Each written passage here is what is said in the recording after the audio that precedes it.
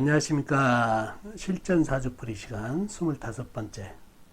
오늘은 유명한 남자 셰프 사주팔자를 가지고 실전 사주풀이를 해보려고 합니다. 셰프, 요즘 셰프들이 많이 뜨고 있죠. 요리사죠, 요리사. 근데 사전에서 찾아보고 인터넷에서 조회해버리니까 공식 명칭이 수석 요리사, 그 다음에 레스토랑의 조리장 이상을 셰프라고 하더라고요. 즉 요리의 어느 한 부분 그리고 전체적인 부분을 책임질 수 있는 실력을 가지고 있는 분이 바로 셰프로 인정받고 있다는 얘기죠. 그래서 이 정도 되려면은 실력도 있어야 되고 충분한 경험, 그 다음에 감각, 그 다음에 여러 사람을 이끌고 가야 되니까 리더십도 있어야 되니까 여러 가지가 함께 어우러져야 셰프가 가능하다는 결론이 나오죠. 그래서 어느 정도 사주 팔자가 좀 강해야 되지 않나 하는 생각이 듭니다. 그래서 오늘은 셰프 사주 팔자를 가지고 공부해 보도록 하겠습니다. 자, 요즘 잘 나가는 셰프들이죠. 여러분도 잘 아실 거예요. 왼쪽이 최연복 셰프, 중국 요리죠. 그 다음에 중간이 최연석 셰프, 그죠? 그 다음에 오른쪽 밑에가 에드워드 건. 이 모두가 전부 유명한 셰프들이더라고요. 여기에 그 인터넷이라든가 방송에서 나와서 하는 얘기들 들어보면 상당한 고생도 하고 노력, 그 다음에 감각이 있어야 이러한 위치까지 올라올 수 있는 그런 거를 많이 느꼈더라고요. 그리고 좀 카리스마도 있어야 되고 음식에 대한 자기 하는 것에 대한 자부심 이런 게 상당히 내공이 상당하더라고요. 그래서 그러한 점이 중요하다는 말씀드리고 사주팔자를 풀어보도록 하겠습니다. 자, 유명한 셰프 사주팔자입니다. 남자분이시고 갑진년, 기사월, 정묘일, 계묘시에 태어나신 남자분이시네요. 남자분이요. 자, 일단 오행의 분포를 한번 보도록 할까요? 연간의 간목은 큰 나무, 그죠? 연지의 진토는 큰 흙, 그 다음에 월간의 기토는 작은 흙, 그 다음에 월지의 사화는 큰 불, 그리고 본인은 작은 촛불로 태어났네요. 그 다음에 일지의 묘목은 작은 나무, 시간의 계수는 작은 물, 졸졸 흐르는 작은 물, 묘목은 작은 나무라고 그랬죠. 오행이 이렇게 형성이 됐네요. 사주에 나무가 좀 제법 많네요. 그죠? 그 다음에 불도 좀 많고 흙도 있고 물도 있는데 사주팔자에 쇠가 안 보이네. 쇠, 금. 요거는 사주팔자에는 안 보이지만 이 사화 지장간 안에 경금이 있다는 얘기예요. 그래서 전혀 없는 건 아니다는 얘기입니다. 그렇지만 사주팔자에는 쇠가 보이지 않네요. 그죠? 그 다음에 육친을 한번 볼까요? 육친. 연간의 간목은 나를 생해주는 오행으로 음양이 다르니까 정인. 진토는 정화가 생해주는 오행으로 음양이 다르니까 상관. 그 다음에 기토도 내가 생해주는 오행으로 음양이 같으니까 식신. 그 다음에 사화는 나하고 같은 오행, 음양이 다르니까 겁재. 자, 묘목은 나를 생해주는 오행으로 음양이 같으니까 편인. 여기도 시지도 묘목이니까 편인이죠. 계수는 나를 극한 오행으로 음양이 같으니까 편관. 이렇게 형성되어 있네요. 아무래도 인성이 편인, 정인이 많이 형성되어 있고 식신상관이 발달되어 있고 겁재도 있고 재성이 안 보이죠? 재성. 예, 아까 금이라고 그랬죠? 재성이. 이렇게 육친도 형성이 되어 있네요. 자, 그러면은 사주의 형상, 강약을 먼저 한번 풀어보도록 하죠. 여러분하고. 작은 촛불이에요. 본인이 작은 촛불. 근데 월치를 보니까 사화예요. 사화. 큰 불이 있네요. 그리고 계절적으로도 이게 초여름이란 얘기예요. 초여름은 불의 계절이죠. 사오미는 여름이라는 얘기죠. 그래서 요거를 등령을 했다고 그러네요. 제 계절을 만났다고 그래서 등령. 그리고 큰 불이 이렇게 나를 생해주기 때문에 이 작은 불도 큰 불하고 합세해서 불이 활활 타오르기 시작한다는 얘기예요. 밑에를 보니까 또 묘목이 있네요. 묘목이 또 땔감이 돼서 나를 생해주고 있네요. 그러니 또 정화가 더 힘을 받기 시작했네요. 또 보니까 시지에 작은 나무 묘목이 또 정화한테 또 땔감이 돼가지고 힘을 주니까 더더욱 힘을 받고 있어요. 상당히 힘을 받았다는 얘기죠. 자, 시간하고 본인 일간하고 보니까 정계충이네요. 근데 이 충은 성립되지가 않습니다. 왜? 자, 충 합이 있죠. 요거는 자, 오행은 전쟁보다도 평화를 원합니다. 평화. 즉 충보다는 생할 것이 있으면 생을 먼저 한다는 얘기예요. 그래서 서로 어느 나라가 됐든 세상 어느 것을 보더라도 전쟁을 좋아하는 사람도 없다는 얘기죠.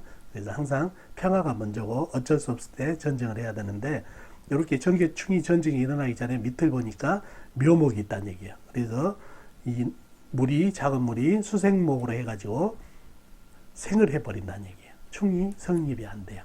그래서 이 개수도 은근히 간접적으로 나무를 생하니까 간접적으로 정화한테 힘을 주기 때문에 상당히 정화도 힘을 발휘했다는 얘기죠. 자, 영간과 월간을 보니까 또 각기 합이 보이네요. 이게 합토가 될까요? 이것도 안 됩니다.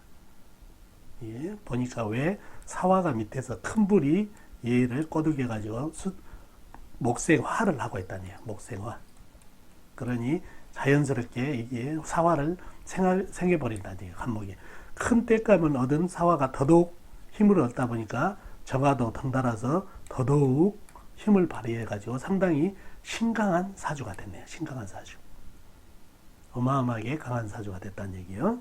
자, 이렇게 강한 사주가 됐다는 얘기예요. 이게 전부 한 통속이 돼가지고 불기운을 키웠다는 얘기예요. 그러면은 이 강해진 불을 갖다가 설기를 좀 시켜줘야 유통이 될 거 아니에요. 그러잖아요. 사람도 많이 먹었으면 소화를 시켜줘야 되는 거하고 똑같다는 얘기예요. 그래서 옆을 보니까 기토가 있네요. 기토. 또 연지에 보니까 물을 품은 개수를 품은 진토도 있고 식상이 아주 발달되어 있다 보니까 여기다가 자연스럽게 설기를 해주니까 흐름이 좋다는 얘기예요. 시원스럽게. 흐름이 괜찮다는 얘기예요. 목생화, 수생목, 목생화, 화생토로 이렇게 이루어지니까 흐름이 괜찮게 됐다는 얘기예요. 아주 불바다 사주가 이렇게 흙에 설기를 하니까 아주 흐름이 괜찮게 된 사주입니다. 그죠? 그래서 이 사주가 불바다 사주인데 흙에게 설기를 하고 있는 그런 유통의 사주가 됐다니 이게 용신이 되겠죠. 흙이 용신이 되고 자 이분이 왜 셰프의 길을 가는지 한번 보자고요. 음식에 관심을 가졌는지. 자 일단 이 사주가 관인상생이 됐네요. 관이 나무인 인성을 생각하고 인성은 나를 생각하는 게 이게 관인상생. 이거는 편관이니까 살인상생이라고 그럴 수도 있겠네요. 이렇게 된 사주들은 학문에 상당히 발전이 있는 사주예요. 음식도 공부란 얘기예요. 자격증도 되고 그래서 이런 음식 공부를 할 수 있는 여건이 됐다는 얘기예요. 또 머리도 또 관인상생, 살인상생이 된 사주는 머리도 영리하다는 얘기예요. 그래서 그러한 점이 유리하게 되고 그 다음에 사주를 보니까 사주에 아까 식상이 용신으로 되어 있다니 식신상관이. 자, 식신상관은 의식주를 뜻한다는 얘기예요. 의식주. 여기에 식이 들어간다는 얘기예요. 그래서 음식을 만드는 그런 데 아주 유리하다는 얘기죠. 그리고 식상은 내 끼를 발산하고 예기능 쪽, 예술이나 기능 쪽, 아트 쪽으로 상당히 발달이 돼 있어서 음식도 보면은 상당히 감각이 있어야 한다는 얘기예요.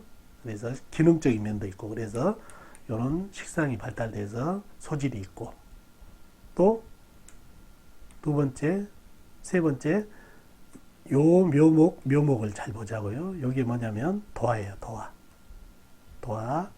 도화라는 거는 제가 얘기했죠. 자, 오, 묘, 유, 요거는 전부 도화로 봐야 된다고. 이렇게 도화가 발달되어 있는데, 이 지지에 이렇게 도화가 발달되어 있으면 천간에 있는 것도 같이 덩달아 도화성의 뿌리로 봐야 된다고 그랬죠. 개수는 오화하고 오화라겠다. 자수하고 똑같다는 얘기예요.